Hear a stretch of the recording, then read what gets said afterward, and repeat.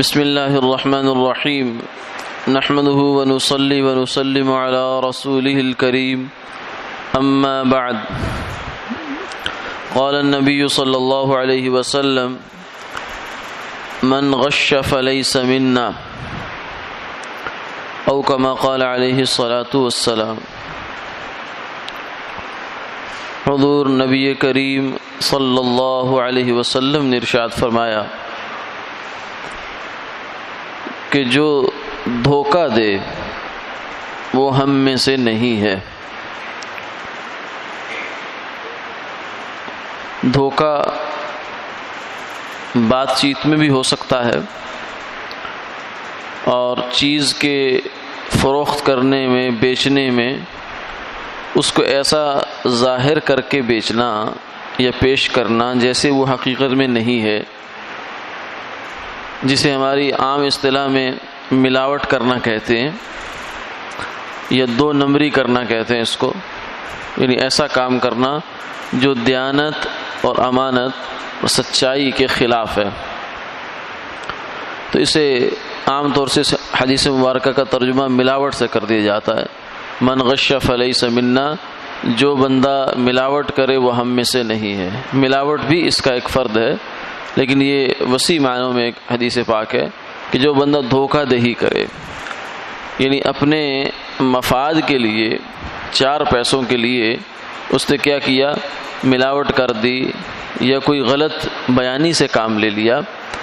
اب بظاہر تو یہ بندہ اپنے گھر کچھ لے کر جا رہا ہے، ایک چیز اگر یہ خالص بیچتا تو ہو سکتا ہے اس کی 100 روپے کی بکتی، لیکن اب اس نے بیچ میں کی ملاوٹ کے نتیجے میں وہ چیز بک گئی 150 کی، 200 کی، تو اس کے اوپر اضافی پیسے اس کو مل گئے، تو یہ اتنے سارے پیسے گھر تو لے کر جا رہا ہے، لیکن سوال یہ ہے، سوچنے کی بات یہ ہے، المیہ یہ ہے کہ اس کے نتیجے میں اس کے ساتھ ہو کیا رہا ہے۔ یہ اتنا پیسہ لے کر تو گھر جا رہا ہے، لیکن ادھر سے اس کا پتہ کٹ رہا۔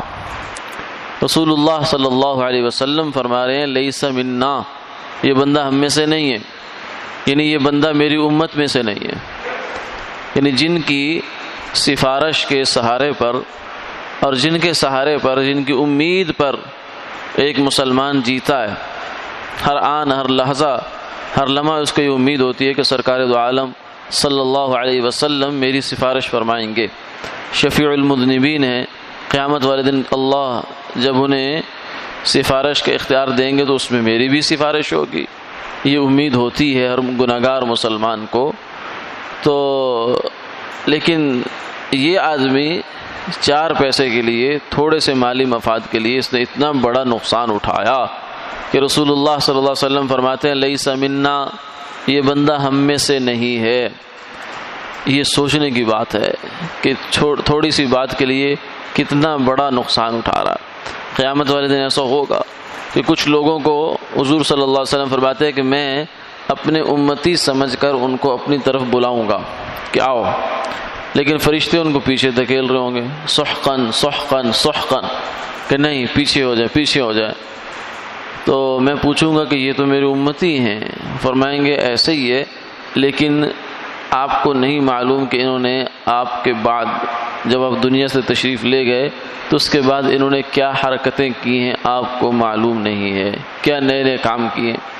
تو اس وعید سے ڈرنا چاہیے، یعنی یہ ایک مسلمان کے لیے بہت بڑی سزا ہے، بہت بڑی سزا ہے کہ رسول اللہ صلی اللہ علیہ وسلم اس کو اپنے آپ سے کاٹ ڈالیں۔ اتنی شفیق ہستی، اتنی مہربان ہستی، جب وہ کہہ رہے ہیں کہ یہ بندہ میرے سے اس کا کوئی لینا دینا نہیں ہے، تو اس سے بڑھ کر کوئی سزا نہیں ہو سکتی۔ اللہ تعالی حفاظت فرمائے اور ہمیں سمجھ نصیب فرمائے۔ آج کا مسئلہ طلاق سے متعلق ایک دو مسئلے ہیں۔ طلاق سے متعلق ہمارے ہاں کچھ غلط فہمیاں پائی جاتی ہیں معاشرے میں۔ ایک غلط فہمی یہ ہوتی ہے کہ طلاق اور مذاق، لوگ سمجھتے ہیں کہ مذاق میں طلاق نہیں ہوتی، حالانکہ طلاق ان معاملات میں سے ہے کہ جس کا مذاق بھی سنجیدگی ہے۔ رسول اللہ صلی اللہ علیہ وسلم نے فرمایا ثلاث جدہن جد وہزلہن جد، تین چیزیں ایسی ہیں کہ جن کی سنجیدگی تو سنجیدگی ہے ہی، ان کا مذاق بھی سنجیدگی، یعنی ان میں مذاق نہیں چلتا. دوسرے لفظ میں یوں کہیے طلاق میں مذاق نہیں چلتا.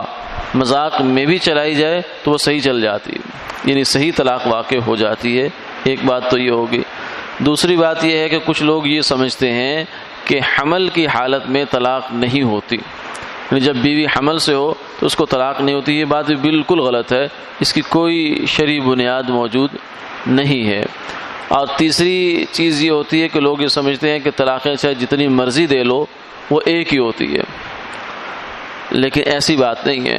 طلاق ایک ہو تو ایک ہوتی ہے. اللہ نے نکاح ایک دیا، لیکن اس کا کرم ہے، اس کا فضل ہے کہ اس نے طلاقیں 3 دے دی، تاکہ آدمی اگر کئی بھی غلطی سے استعمال بھی کرے تو پھر بھی پچھتاوا نہ ہو اس کو.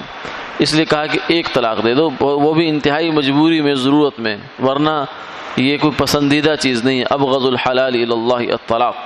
اللہ کے نزدیک سب حلال چیزوں میں سے ناپسندیدہ ترین چیز وہ طلاق ہے. شیطان کا سب سے زیادہ زور اس بات پہ ہوتا ہے، اس چیلے کو وہ سب سے زیادہ پروٹوکول اور اعزاز اور انعام دیتا ہے کہ جو چیلا یہ آ کر اس کو بتاتا ہے کہ میں میاں بیوی کے درمیان لگا رہا حتیٰ کہ فرقت بینہما، میں نے ان دونوں کے درمیان جدائی ڈال دی، تفریق ڈال دی. اس کو وہ باقی لوگوں کو شاباش دیتا ہے، لیکن اس کے لیے وہ اپنے تخت سے نیچے اتر کر آتا ہے اور اس کو سینے سے لگاتا ہے، کہتا ہے کہ شاباش. آج کے اصطلاح میں کہا جائے ویل ڈن، بہت اچھا کام کیا تو نے، تو بہت خوش ہوتا ہے اس سے. تو جس چیز سے شیطان خوش ہوتا ہے اس سے اللہ خوش نہیں ہوتے، اور شیطان اسی چیز سے خوش ہوتا ہے جس سے اللہ ناراض ہوتے ہیں. تو اس لیے طلاق انتہائی مجبوری کی چیز ہے. اگر خدا نخواستہ ایسی نوبت آئے تو اپنی زبان بند رکھنی چاہیے، اور سیدھا جا کے وکیل کے پاس اسٹامپ پیپر نہیں لکھوانا چاہیے. پہلے مشورہ کر لیں، کسی بڑے سے، کسی صاحب علم آدمی سے مشورہ کریں کہ یہ حالات چل رہے ہیں، میں کیا کروں، مجھے اب علیحدہ ہونے کا خیال آ رہا ہے تو مجھے کیا کرنا چاہیے. لیکن بہرحال اللہ نے 3 طلاقیں رکھی ہیں، 1 2 3، کہ 1 دے لو تو بھی رجوع ہو سکتا ہے، 2 دے دو کہ پھر بھی ہو سکتا ہے، لیکن جب 3 دے دی تب کہانی ختم ہو جاتی ہے. اس لیے 3 طلاقیں دینا یہ گناہ کا کام بھی ہے. عمر رضی اللہ عنہ جب کوئی 3 طلاقیں دیتا تو اسے درہ لگاتے تھے کہ تو نے مذاق بنا رکھا ہے شریعت کا. اللہ تعالیٰ نے طلاق 3 دی ہیں تو اس لیے تھوڑی دی ہیں کہ تم ایک ہی دفعہ میں ان کو نکال دو. تو لیکن شریعت کا مسئلہ یہ بھی ہے کہ اگر 3 طلاقیں دے دی جائیں تو وہ 3 ہی ہو جاتی ہیں، ایک شمار نہیں ہوتی. وآخر دعوانا الحمدللہ.